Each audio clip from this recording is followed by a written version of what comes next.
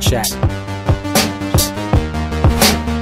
Keep it alive through these lines I write. I keep it live cause I thrive. I might just blow your mind tonight. I'm so hyped, but it's no hype.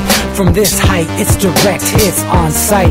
I'm your type, lend me your ears to show you that there's something in me. I'm not giving up, I'm standing right here, holding these days hostage. And I'll make this my year. We turning fear into love, and the love's in the air. I love doing this cause nothing compares. Nothing can share that same type of feeling when you feeling and flare. They can't catch it, it's havoc. I rip to a tear, switch a scenario on stereos, I leave them impaired. Variables start to change and they're all in my range. I just gotta grab it, it's all mathematics. Every step is drastic, I make it fantastic. I'm trying to take your breath away. Asthmatic. This is live through the stereo. Go and let it blow, blow through the stereo. I'ma let them know through the stereo. Yo, here we go through the stereo, stereo. This is live through the stereo. Go and let it blow, blow through the stereo. I'ma let them know through the stereo. Yo, here we go through the stereo, stereo. Yeah, just nod your head with it, so explicit and vivid. Every image is intricate, intimate. I put my all into it, no scrimmage and no rules. I'm a pro tool, hear my heartbeat, beat into the vocals. I'm so loco, lost my mind, oh no. It's Ponderoso, dope, so no overdose, cause it's dope, yo. Man, this is house grown, mixed with some milestones. So I let the style flow down like the Dow Jones, bringing it with some foul tones, letting the crowd know we getting loud, so it's eardrum rudiments. Yeah, we bring it rude again. Move, little hooligan. Music for tuning in, full time to the 10. I'm on my clock like I told you. I'm doing this for dreams we pursuing.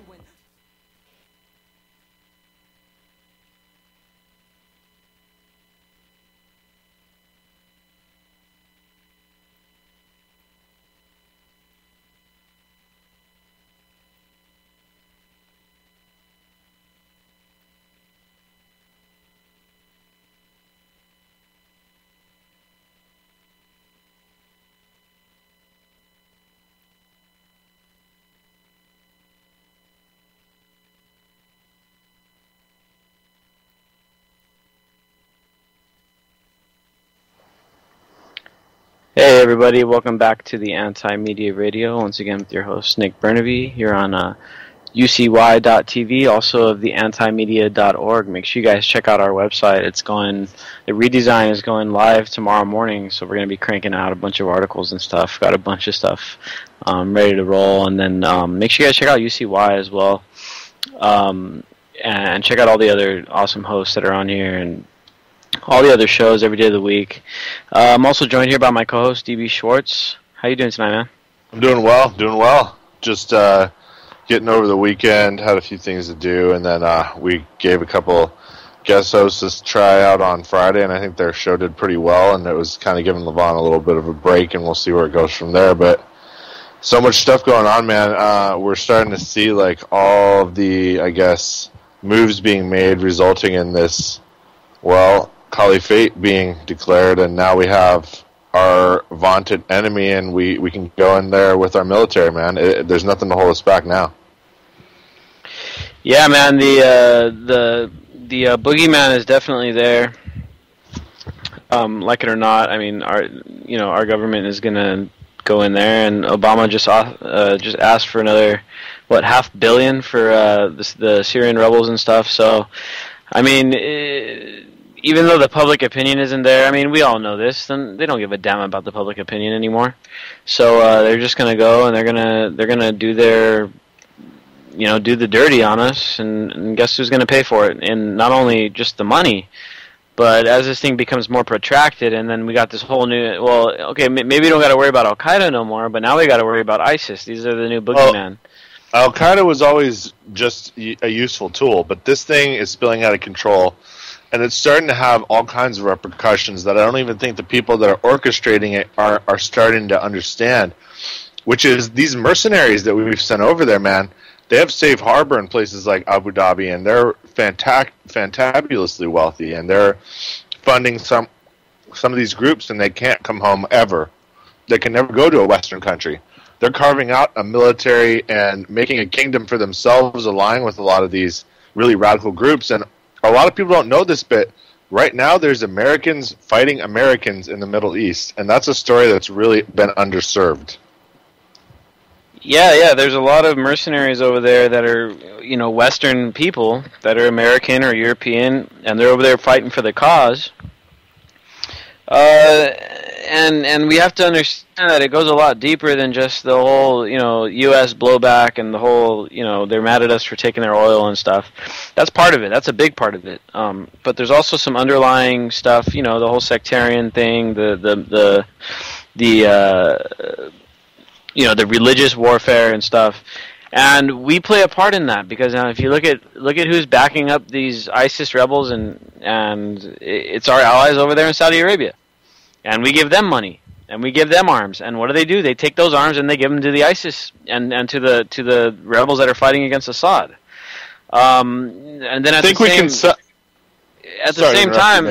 same time, we say that we're propping up this Iraqi regime. Well, they're using these weapons that we're giving them against the same people that we're giving weapons over in Syria. I mean, it's a perfect perpetual war for this military-industrial complex to stack chips. For everyone else, it's a bad situation. And I think we're starting to see this really rare alliance of interests where there's going to be this caliphate, there's going to be this concrete group, it's going to be allowed to be grown. And then the tri-powers of the world that will become the battlefield, man. This is the proxy war setup for the war to end wars to see who will win and who's going to control the next 100 years and pretty much the future of humanity. And it's going to come soon because with China and Russia pretty much telling us the dollar is not going to be used here anymore. You're going to have to convert your dollars into gold. Well, that just destroys the entire hegemony of the U.S. money printing scheme. They can't go and spend $700 billion on paper to fund the military-industrial complex or our military because they now have to account for everything with some kind of a collateral or transaction. It can't just be created numbers on a screen anymore. And this changes the whole paradigm, and we're starting to see the results of it, man.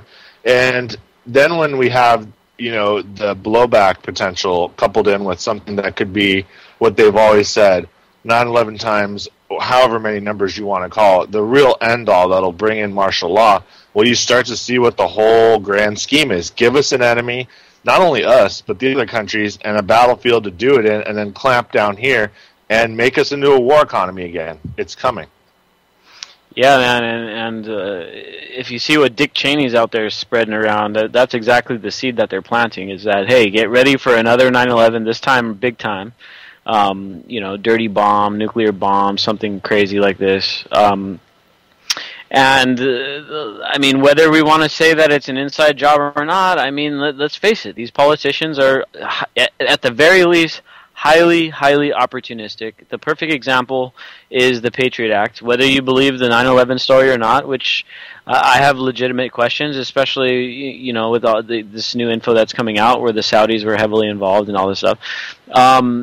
Whether or not it's an inside job, that's not really the big thing here. It's the fact that these guys are going to use this catastrophe or whatever, and they're going to use it against us, just like they did it in the Patriot Act, and it's all too common. I mean, if you want to look back at World War II, look what they did to the Japanese and to the Asians that they interned in all these camps.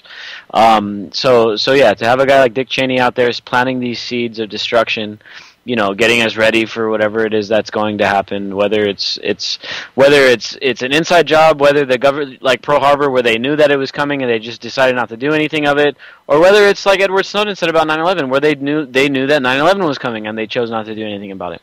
So, yeah, you just got to look at it logically. Think about it like this.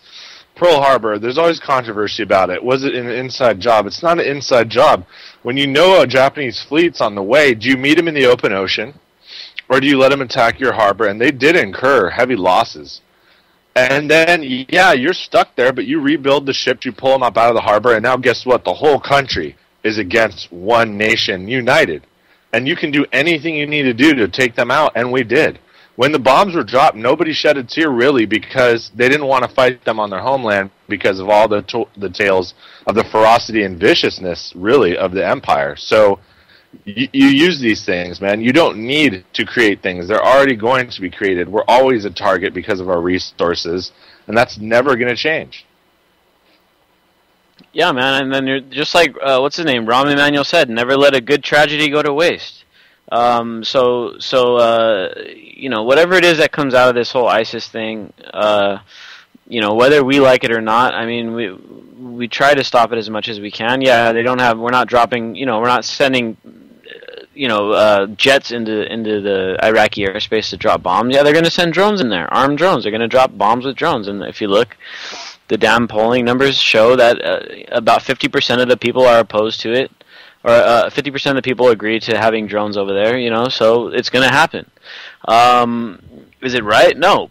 We've been bombing in that area for how long, and nothing has changed. I mean, we've been bombing over there since the 90s, and we haven't fixed a damn thing. In fact, I'd argue that matters have gotten a lot worse in Iraq since we knocked out Saddam Hussein.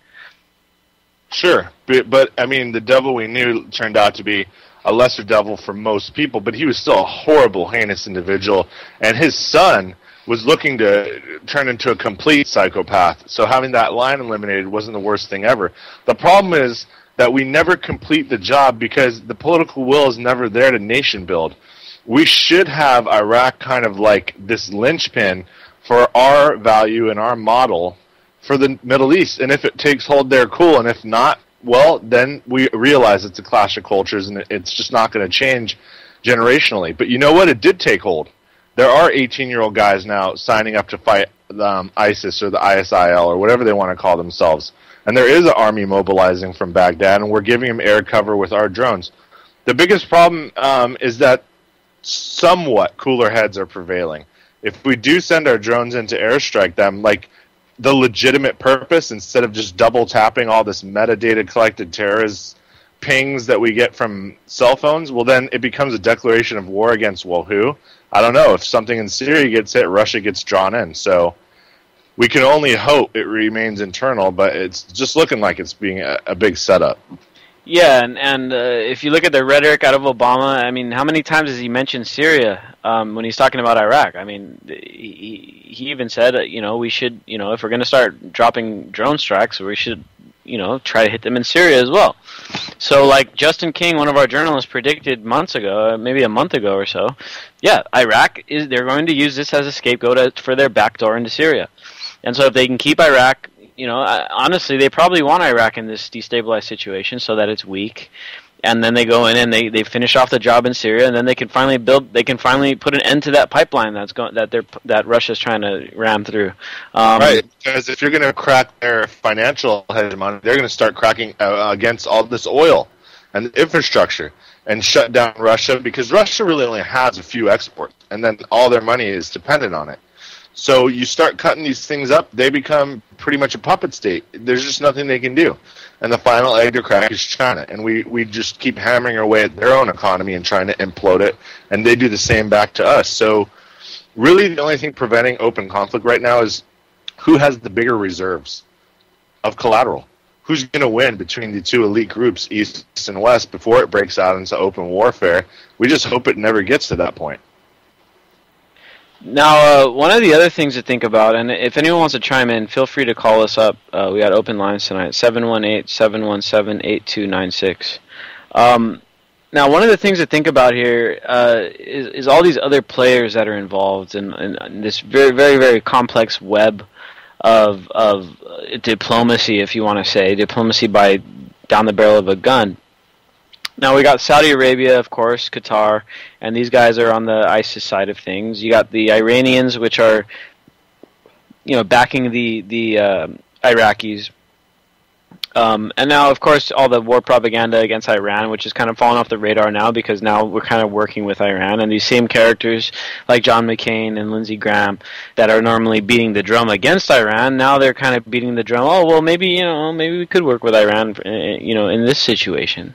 But now think of this. Now, back in Vietnam, and I want to invoke this here because Iraq is kind of turning into not only as bad as Vietnam, but it's probably eaten up a lot more resources than Vietnam made up. Yeah, we lost a lot more guys in Vietnam, but Iraq, I think we spent a lot more money and resources and stuff. But here's the thing. is, like you were saying, if we were to export our model and then Iraq were to become the beacon of the Middle East, and they got a democracy and they're free and their economy is thriving because we exported our ideas to them.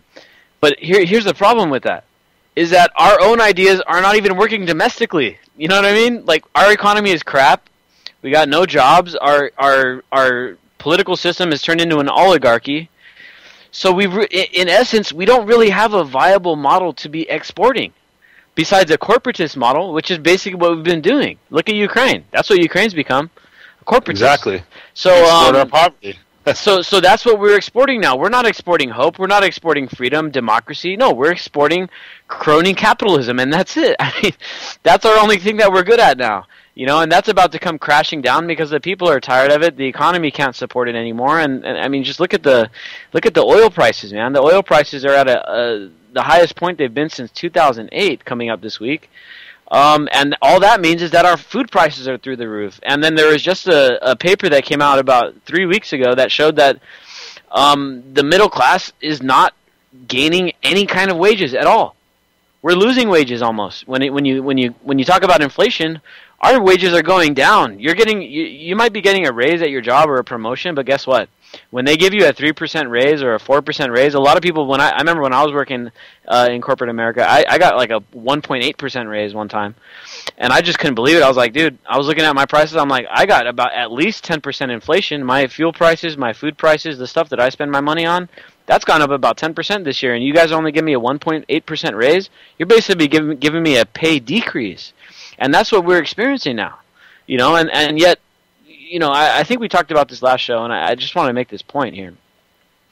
We got these people in Detroit that are dying of thirst, that are getting their water shut off, yet these idiots have the money to go out here and try to send $500 million to these Syrian rebels and stuff, and to send all these weapons over to Iraq, and to send all these drones and all these. I saw a report today that they gave them a bunch of Hellfire missiles and stuff. Raytheon's getting rich on that, and a few of their people are getting rich. But guess what? The rest of us aren't. We don't reap the spoils of these wars. We get to reap the debt, and we get to pay for it, and our kids get to pay for it. So it's a lose-lose situation. We're not exporting anything good. We're exporting crony capitalism. We're exporting oligarchy. Now, if we were actually legitimately exporting freedom and democracy, well, maybe I would feel a bit differently about this, but we're not. I mean, we just got to face that. We used to, and that's the whole thing. Is the want and the lust for yonder years. It's just something that it's an ideal we can really still kind of believe in. I know the Constitution is totally flawed. It really is, but it's the best thing we have now, and it's a working model that's worked well until probably the death of JFK, when they started to really actually shred it. It was done 50 years before that, but once they totally circumvented the political process and got their own guys in everywhere, even at the top, they knew they had total control. And that's really when things started to change for the worse.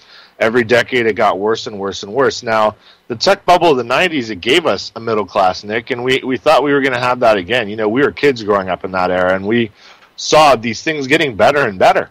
And people were making money and now getting really good, useful new tech, not just stuff that we take for granted now, but like computers. And you know what? The next thing is coming, and it's something we have to make, and it's going to come whether or not people think it will now or they think it will come in 15 years. But the next only way we'll get a middle class back is to go with a green revolution. And, I'm going to be making the jump myself to this, where I'm going to try to make a house that's not only carbon neutral, but that actually pays me to live there. That's my whole template and my whole new goal coming up here as soon as I get my own place sold here, Nick, is to do something like that. And that's really the future, not being carbon neutral, making money off of the environment that always pays you forever. Yeah, exactly. I saw a research paper today that showed how the wind turbines offer a great return, man. Within like 8 to 10 years, you're already net neutral, basically. And so after that, you've already paid for the installation, the costs, and all that stuff, and you're making money after that, making free energy. Right. And the solar. Sorry to interrupt you again, but the solar panel stuff that we see is going to be made into the roads. The solar array roads. You can put that on your own driveway now. So you can have a grid of stuff on your driveway putting in power right now, and your roof, and a couple turbines on your roof, and you're going to be making, I don't know, maybe a couple $100 to $1,000 a month from the power company.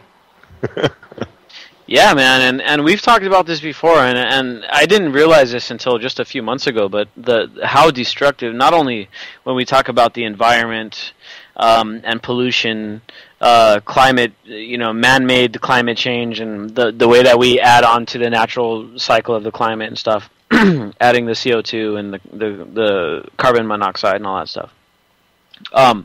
Besides all that stuff, the simple fact that we're relying on fossil fuels for a big portion of our energy needs is it's a direct threat to our freedom, because just like what's happening right now, guess what? The price can get hiked up. And the government, guess where the government gets a lot of their funding from? From the gas taxes. They tax us something like 35 cents here in California, I believe, for every gallon. It might even be more. It might be like almost 50 cents by now. And they're talking about adding even more to that. They're going to add 45 cents in as part of the overhaul to pay for 11.5 million new Medicare participants who are being signed up January 1st without their knowledge or consent. This is all part of Obamacare. It's not going to stop. I mean, if you're in a state right now where you have this big rush of these immigrants that are undocumented and will start working soon, it doesn't matter if the social's stolen or not. That social will be attached and it will be paid for and subsidized by you. You see how the games are going to start to be played? It's going to make healthcare so expensive and so mandatory for your future period, financial or health, that you're just going to be tied in the system completely.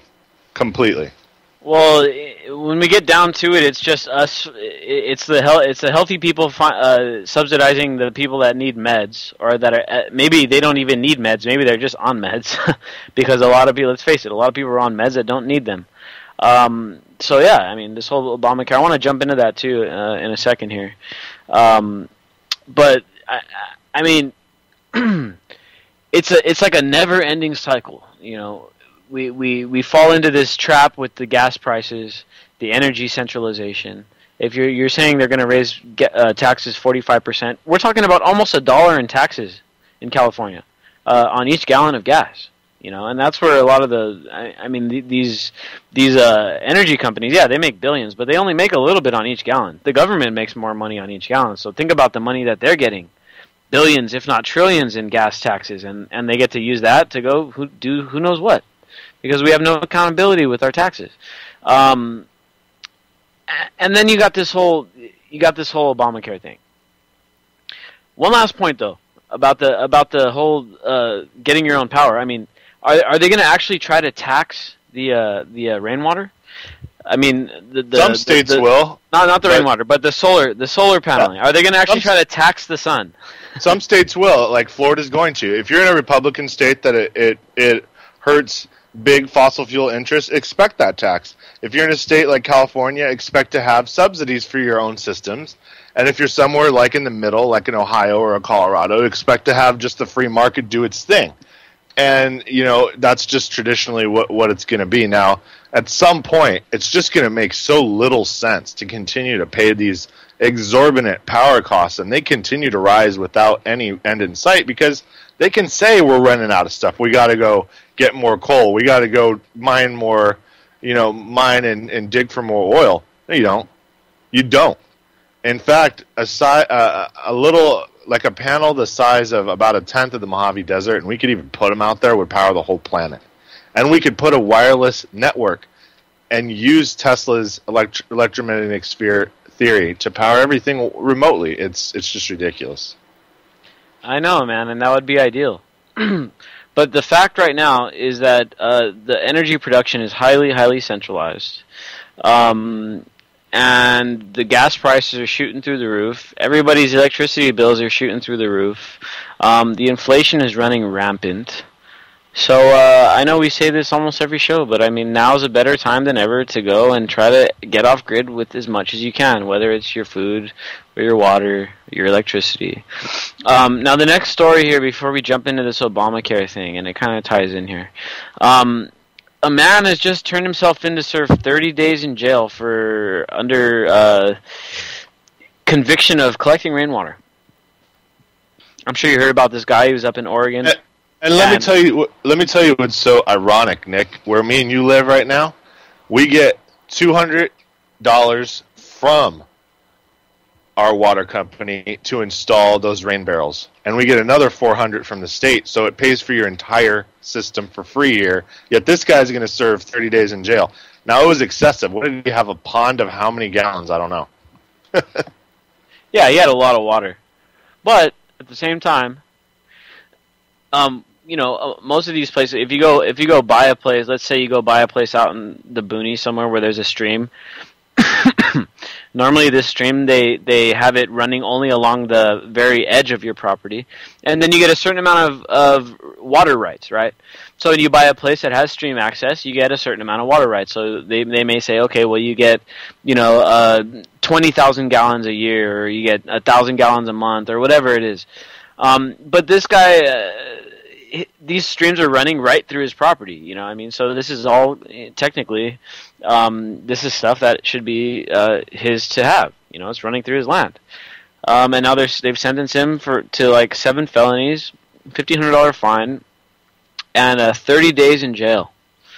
So I know we talked just a few minutes ago about how ridiculous it would be for people to tax sun power, like you said that they may do in Florida, but they're already trying to tax water. They're already trying to control everybody's water rights, and we talked about this last show, the weaponization of water and how the ISIS rebels were moving in on Iraq's second largest dam, and then how Detroit is getting their water shut off. I mean, this is what we're talking about, man.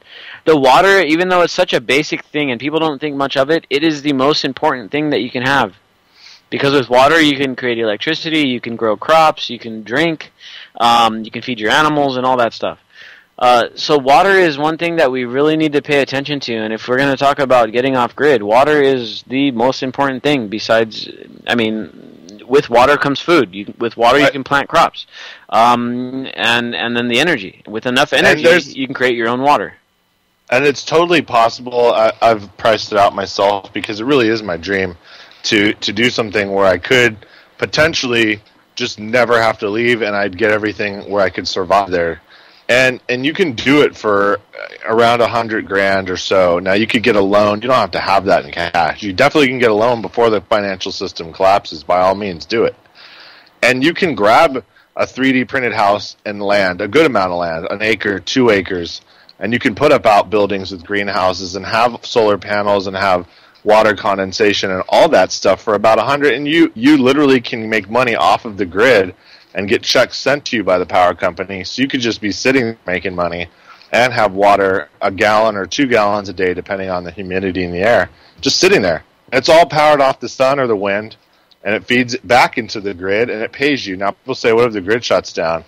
Well, when you get into this battery system backup, you can use car batteries, but better to use marine batteries because they'll resist, weather, and you don't want those things to not start working. But this whole setup with outbuildings and everything is around $100,000, and you can do it. And once you have that set up, everything you make from work goes right into whatever you want. There's no more cost of living anymore. There's no more dread that if you lose your job, you may end up on the streets. It's not going to be there anymore as long as the system's set up correctly.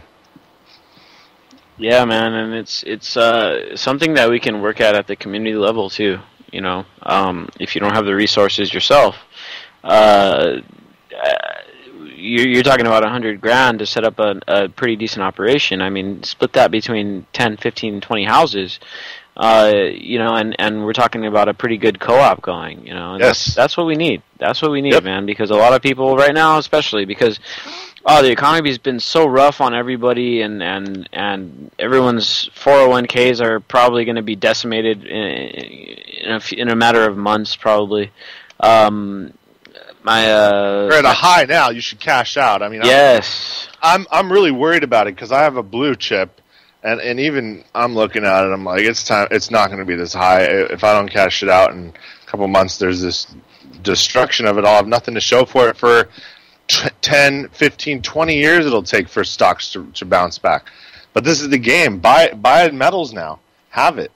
when you have metals, you throw them back into cash. When cash collapses, you're going to have a ton of cash, and you can buy all these super cheap stocks. And in 15 years, you can turn 50 grand into 5 million. It's funny that people did that back in the day, and they were kind of like overnight millionaires that just took a while for the stocks to mature.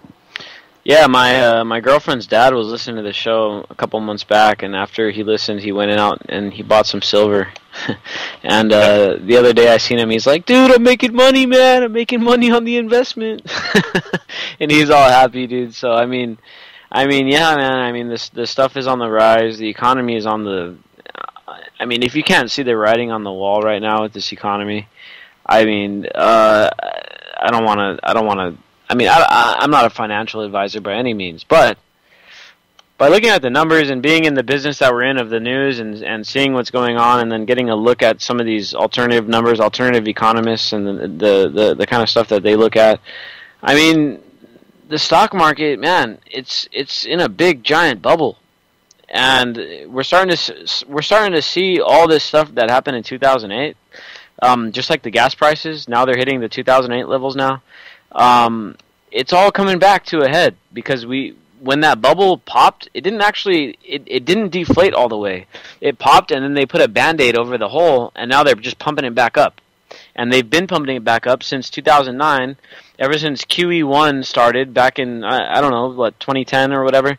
QE1, 2, 3, 4, now it's just basically gone on to an infinity.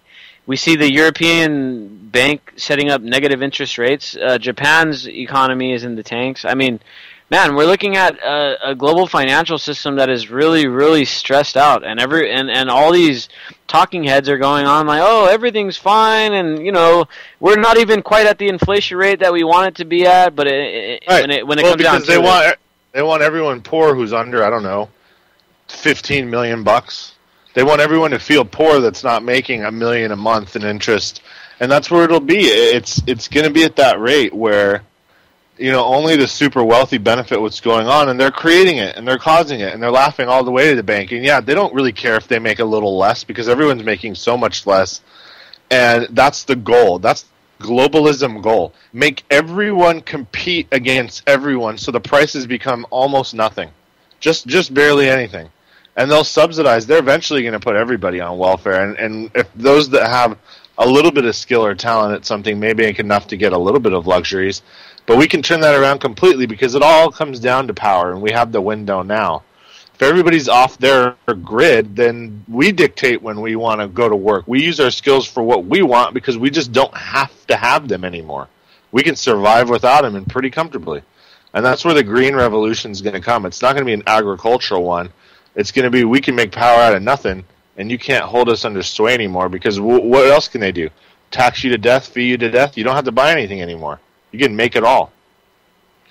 Well, one telling sign is that the Chicago Federal Reserve just had to raise its prices in its cafeteria, and they sent out a memo which was made public basically saying, our food prices, our wholesale prices have gone up between 3 and 33%, so we're going to have to raise the prices of our food rates at our cafeteria. And we're talking about the Federal Reserve, who said that there's no, they're saying that they're still trying to they're trying to raise inflation rates because they think that they're not inflating the currency fast enough. But, one of the main things that they measure for this inflation rate is the durable good costs. Okay, when you buy a fridge, a house, these kind of furniture and stuff. Well, guess what? That stuff, the price isn't going up because guess what? People just can't afford that crap. So if the price were to go up on furniture, guess what? The whole industry would get shut down because no one can really afford to buy furniture right now unless they're buying it on easy credit. So those prices are staying artificially low. So yeah, the inflation when it comes to a lot of this stuff is handcuffed right now. Because if the inflation was being caused because of consumer action and a lot of people buying and a lot of people furnishing houses and expanding their credit lines and that's why the inflation was hitting. Okay, but here's the problem: the inflation isn't hitting a lot of these prices, but these businesses are absorbing the inflation.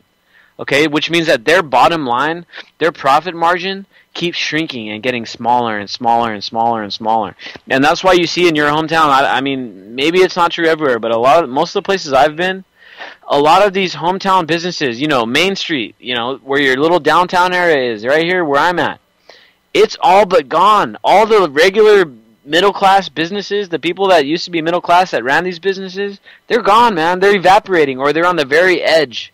I just saw a paper the other day. I forget what website it was out of. It may have been Bloomberg or one of these. But it basically said that hardly anybody has emergency saving funds, man. Everybody's basically on paycheck to paycheck at this point. Except for, maybe 20-30% of people that actually have an emergency fund that'll last them more than 3 months. Other than that, everybody, when this thing comes crashing down, it's going to kill. Now.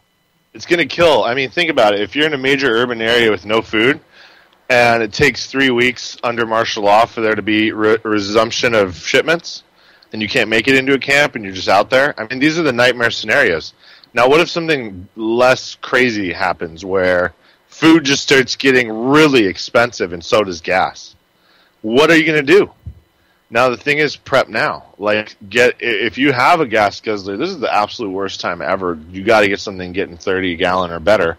Get a hybrid or electric before your car's worthless, before gas is 6, 7, 8. Do you really think it'll stop? Do you think that this hyperinflation is going to be just stop with gas? It's going to be even worse. And if the war does break out in the Middle East, it'll double.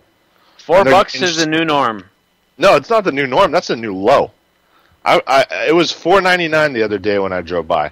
Now, I understand we pay the most, but if there's a war and the strait gets shut down, it's a fifth of the world's oil supply, and it pretty much supplies most of the East Coast, and they're going to pretty much draw from us, so everybody's oil is going to go up. It's just going to be insane. Now, what are people going to do if they're already paycheck to paycheck?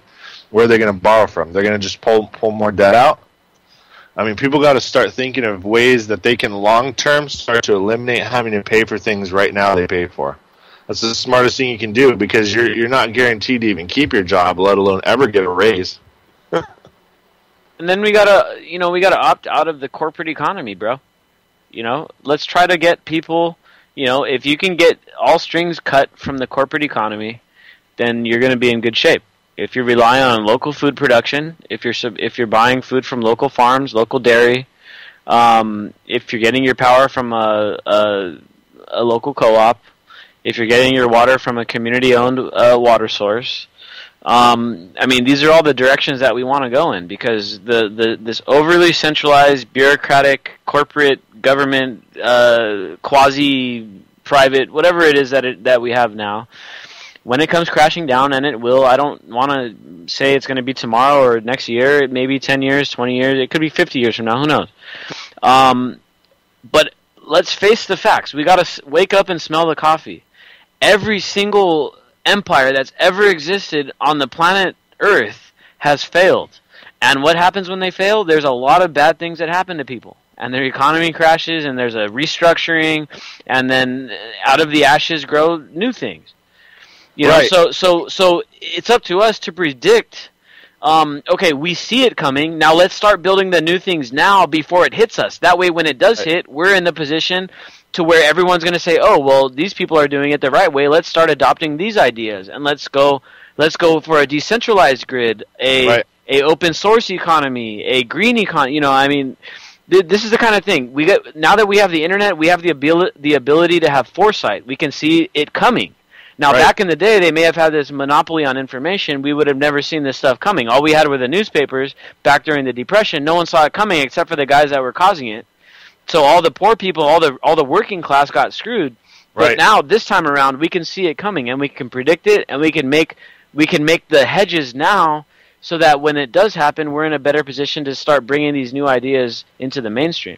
And they're simple hedges, and people should make them and stop being complacent if you have the ability and the means to do so. What I mean by that is, are less people going to magically start appearing on Earth? Are there going to be people that stop reproducing? No.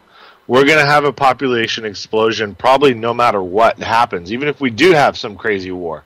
There's just a ton of people. So commodities are going to become things that keep you alive. So start to build a way to provide that for yourself with the most tech and the least work that you can do right now. Get everything all set. And you don't have to live out in the boonies. You can live around a big town. I mean, I wouldn't live right in the middle of it because you're not going to have enough land to grow enough food to make it worth trying any of these ideas. But, 15, 20 minutes out of a bigger city, that'll work fine. And these are the ways we do it. It's not, centralization is the worst thing you can ever think of because only a few people will ever control it. And you're going to have this total tyranny by this minor minority that plays to the majority and kind of makes them make decisions that are counterproductive to everyone, including themselves. And it happens time and time again, and it's so easy to see the strings now. I guess I wish everybody would see them like I did. Yeah, man, and if you look at something like, let's say, for instance, food stamps, okay? And let's just say, for instance, and this is my prediction, that we get a Marco Rubio for president this next turn, because let's face it, it's going to be a Republican. It's not going to be Hillary Clinton. That's the reason Hillary Clinton's getting played out right now, because they're getting ready to drop the ball on her, because that's just what's going to happen. I mean, you can even look at MSNBC and see them. MSNBC is sliding to the middle right now. I don't know if anyone's noticed, but MSNBC is sliding to the middle, and they're getting ready to elect a Republican as well. She can't get Benghazi off her, man. She can't get the stain off her, even though she's their Pied Piper, and it would have been the first woman president and somebody to follow after Obama and given her kind of impunity, just like he's been getting from certain really, really uneducated segments of our population. Well, now the golden goose is hatched. Now, what that means is this. We'll have a guy that'll institute kind of dictatorial power now under some martial law thing, and he'll be super unpopular, and they'll get away with booting him out, and they'll have a Republican in there, and the guy's going to be the biggest war hawk ever, and we'll get back to this war economy, and we'll get everything drummed up in the Middle East. It's so easy to predict, because the other one is, if you keep a country under complete martial law, well, it just saps its will. If America was ever changed so drastically like that, people just wouldn't give a shit anymore. It'd be the don't give a shit point, where you reach a point where nothing really matters to you because your quality of life has lowered so much against your expectations, you literally no longer care anymore if you live or die. And they have to play that real middle ground to keep the population motivated. Yeah, man, and so, when we see a Marco Rubio sweep into power in 2016, I don't know if it's going to be him or it's going to be one of the Republicans, but let's just say, for instance, they come in and they say, okay, well, we got to fix this budget, so therefore we're going to go ahead and just cut food stamps. We're going to keep the war going and all this, but we're going to go ahead and cut food stamps. Then what? So here's the problem that we face, man, and the problem is that if we allow one person or one small group of people, such as we have right now, to have so much control, where with one swipe of a pen, that could mean a couple million people going hungry. That is not a good system. Okay, and it goes back to the point you were saying, where centralization is basically the antithesis of anything that we want to talk about with freedom. And that's why I like to hit on fossil fuels so much, because fossil fuels are inherently centralized, and green energy is inherently decentralized. We need to rethink this whole system. We don't want to have all of our welfare and all of our civil services dependent on one guy swiping of a pen. I mean, yeah, there may be a guy that says, okay, yeah, we're going to hook everybody up. Or there could be a guy that says, no, we're going to hook everybody down. And we're going to screw anyone that needs food stamps, anyone that needs this, anyone that needs that. No, sorry, your stuff's getting cut. So we got to take it upon ourselves whether individually, I don't know if people listening go to church, whether it's through your church and that's how you help people, or whether it's at the family level, or whether it's through organizations like what I do with, building activist groups and helping homeless people and stuff like that. One way or another, we need to decentralize the welfare state. The welfare state, in a way, does need to exist because let's face it, there's a lot of people that need some sort of welfare, some type of government assistance. There are a lot of old people that need benefits and stuff like that.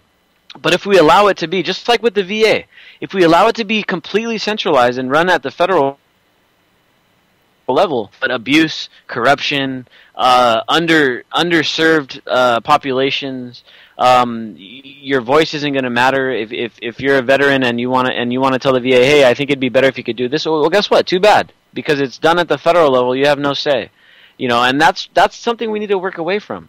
The welfare yes, I think it's a needed function of society, but it doesn't have to be done by a big, giant, over-centralized government. It could be done by the community or by the family or by the church even. I mean, one way or another, we need to take care of it, because otherwise the welfare system is part of the control grid, because they could weaponize the welfare, they can weaponize Social Security, just like Obama did when they wouldn't raise the debt ceiling. Well, you remember what Obama said? I can't promise that Social Security checks are going to be sent out unless the Republicans raise the debt ceiling. You know, that we shouldn't even allow these people to get into those situations where they can use that kind of bargaining chip. It's absolutely insane.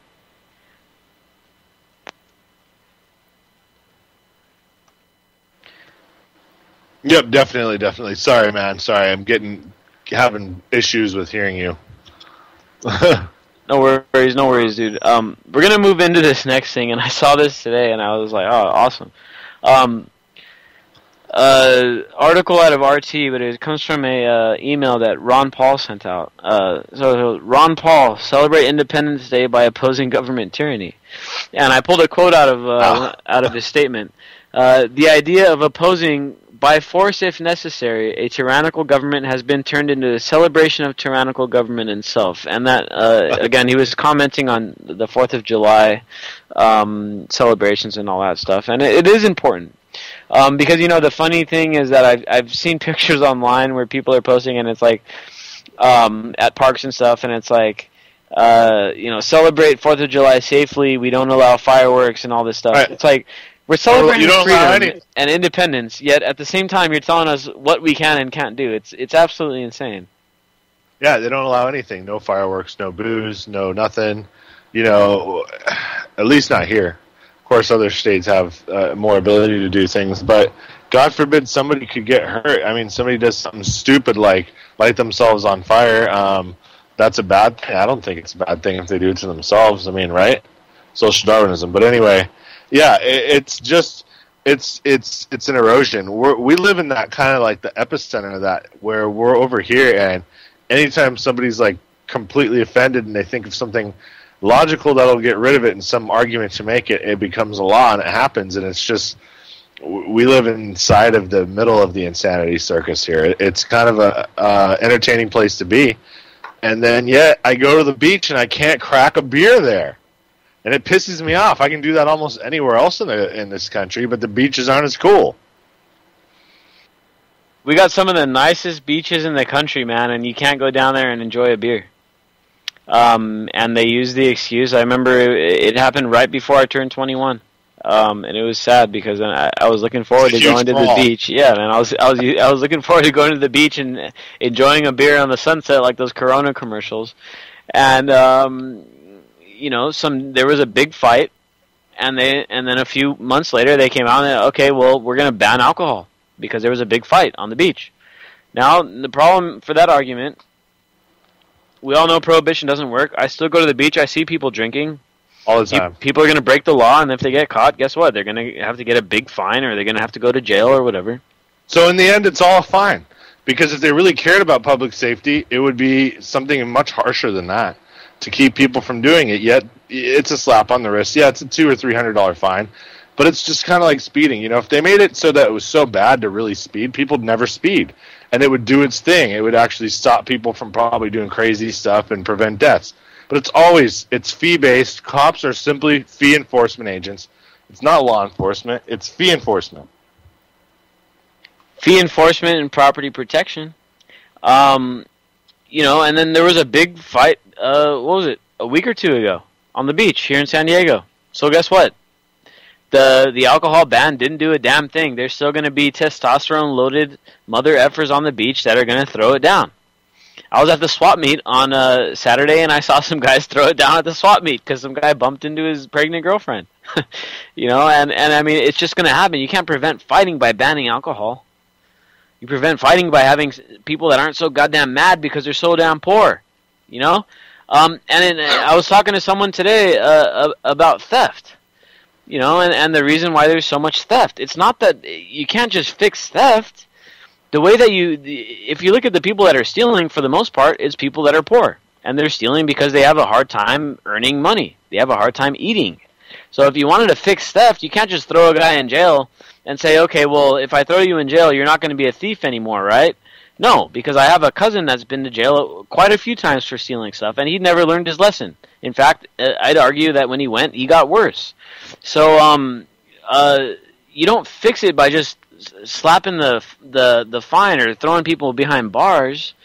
I mean, all of these issues, whether it's drug use, theft, murder, all this stuff, there's underlying problems, and we see all these these school shootings and all the anti-gun advocates. Yeah, let's ban guns so that the school shooting stop. Well, no, the reason that violence is happening isn't because of guns.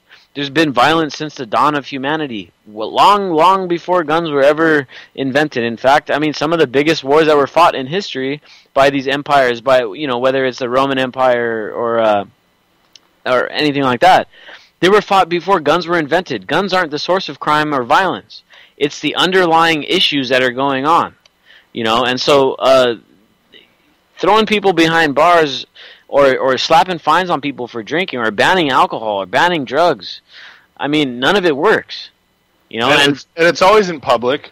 That's the thing, is that the wealthy would own a beach or have some way to get away from these piddling kind of enforcements. Those are for the peon class, basically, to have to worry about all these little tiny fines and things that just gnaw at you. It's something they never have to deal with. It's always just places where people are trying to get together en masse and have a good time, and they need to give some reason for the watchdogs to be there, even if it is something stupid like drinking on the beach. And it's always been a point of contention. It killed the businesses down there. You know what it did? It pushed everybody inside, and now you have a place like Pacific Beach here that becomes a circus at night, to where there's just cop cars all over the place. And it made a cash cow. Yeah, and in PB is where I saw that watchtower, man. They had one of them. Literally one of those Nazi watchtowers up there. It was like on a scissor lift, and it was like a police surveillance tower. And they'd put a guy in there, and they'd raise him up. They had a bunch of surveillance cameras all around the thing. And that's what you do. I mean, that's what they did. They drove everybody into these places. They drove them out of the beaches. Because a lot of people don't want to catch the fine. Now there are a lot of people that go against it and just say, oh, screw it, I'm going to drink anyway. I'm one of those people. I've done it a few times. I got caught once. The cop, luckily the cop was a young Hispanic guy, and he let me off because he was like, all right, you're not causing any problem. And they were looking for Taggart. It was late at night. So yeah, he let me go. But at the same time, it wasn't right that I had to sit there and worry that I was about to get written for a damn huge fine for drinking a beer while I was fishing on the beach, I mean, it's absolutely ridiculous, and I almost got in trouble for not having a fishing license too, and luckily the guy let me off. But at the same time, I was sitting there worried that I was about to get screwed over and detained for not having a fishing license and having a beer out on the beach. I mean, why is there such a thing as a fishing license for the ocean? I understand a lake. The ocean stocks itself. Are you afraid that people are going to be lining up at the beach because of your $30 license? No. It's not going to stop anything. People will still scrape the barnacles off. They're still going to be fed from the ocean. It's just another in a long line of dubious fees that don't... what do they really do? What are they doing with it? They say it's to fund, environmental projects and stuff like that. These things need to be funded as it is from other means. It's not just to punish people for using the environment and nature, Yeah, exactly, man. It's all a matter of pyramid scheming, pyramid debt, pyramid fees. Now, we got to think, how long has a drug war been going on? Since the 70s, right? So we're going on over 40 years of the drug war. And now, we got this news out today that the feds are reevaluating the way that they classify marijuana, and they're thinking about taking it down from a Class 1 drug. Now, okay, that's a good step. And I know, we went through this whole program today berating the federal government. But yeah, this is a positive step. But here's the thing.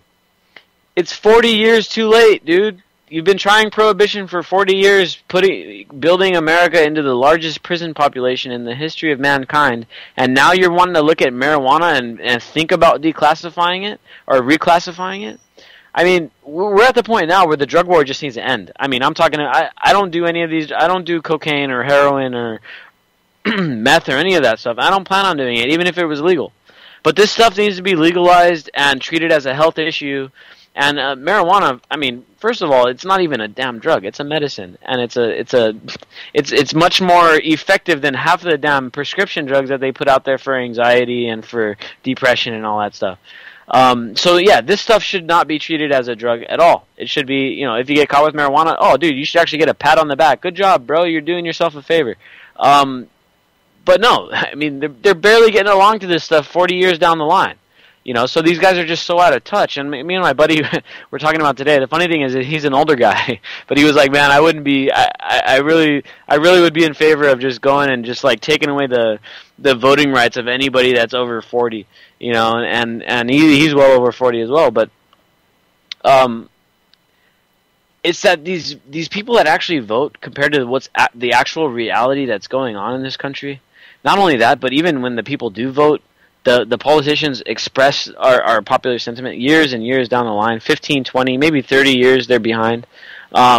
It's just a completely out of touch system. And the people at large, the people that are the people that are dictating the cultural direction of humanity are not being represented. You know, everything moves up from the younger people up to the older people. I mean, look at Facebook. It started off as a college thing, and now everyone uses it. We're not being represented. All of our interests are not being represented, but we're being sure as hell being taxed the hell out of, and it's not right. You know, and you know, something needs to be done. Something needs to change. Something's got to give. And you know, I just don't know when or where that is, but I'm just hoping that we're moving in the right direction to make this thing happen. And there was a guy I saw an article today. There was this guy that was a CIA intelligence chief and stuff, and he was coming out and saying like, "Hey man, you know, the time is right for the pitchforks to come out. I mean, everything we've set the stage for the pitchforks to come out, and all you guys that are at the top are going to be in some big trouble." Yep. So I don't disagree. They're being set up. The bankers, some of them are being suicided. Some of them are threatening the wrong people and just being taken out. The ones that are in the billionaire class themselves think they're a lot more powerful than they are, and they're gone now. So yeah, the reset's going to happen, man. You got to get set up for it. You got to get it set up for a couple weeks to a couple months of panic, and then understand that North America will very much be in play. And it's not going to be what people think it is, because you'll either have someone that's going to come in and work with China and Russia and the rest of the world, and then we're gonna see something like a 1984 with Oceania and Eurasia and these super states that come to an agreement and continue to have these little proxy wars, just so people don't know what's up.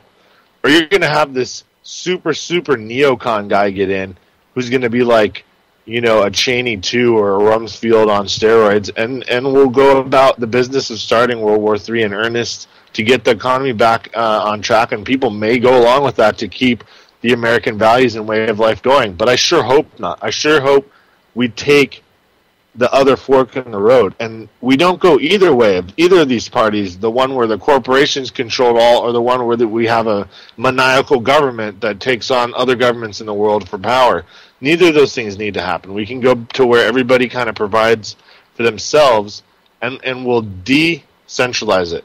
We'll have real communities again, and we'll have mom and pop shops everywhere, because the only advantage corporations really have is that they can buy in bulk. But once you can make your own stuff, it's a moot point. Oh yeah, man. And then we can also, you know, I was a part of, when I had my business here, I was a part of a buying cooperative too, where we were able to get a bunch of small stores together, and we all combine our buying resources, and we're able to buy in bulk that way. You know, and these are the kind of ideas that we need to pioneer. I mean, the open source revolution is here. It's been predicted. It's being shown to work. I mean, look at WordPress. WordPress, that almost everyone's website, 90% of the websites out there are probably built on WordPress. It's all open source. And all the science is becoming open source. All the ideas are open source. All the patents. Look at the Tesla car, the Tesla Tech, open source. I mean, this is the way to go. Decent, open source. Do it yourself. Work within your community. I mean, this is the recipe for success. Start now before it's too late, before you regret it. Yo, here we go through the stereo.